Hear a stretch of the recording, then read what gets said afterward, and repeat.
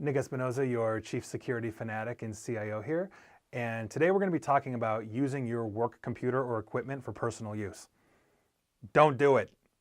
Honest to God, it's really that simple. There's no faster way to get yourself fired than getting one of these things infected.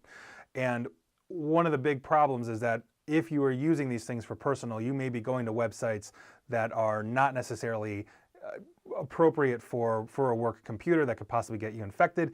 If you've got kids, you know they're walking petri dishes. They're going to school with a whole bunch of other kids. They're coming home and they're giving you the flu and Ebola and everything else. It's going to be the same on the computer. They're going to websites, and a lot of times they don't really have a good working knowledge of just the threats that are out there. So that funky music site that they're trying to go to is going to get this computer infected. And so the best thing that you can do, and I would hope that your company would have policies for this, is just to not do it.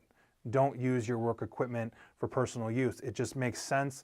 It keeps things safe. You don't have to worry about it.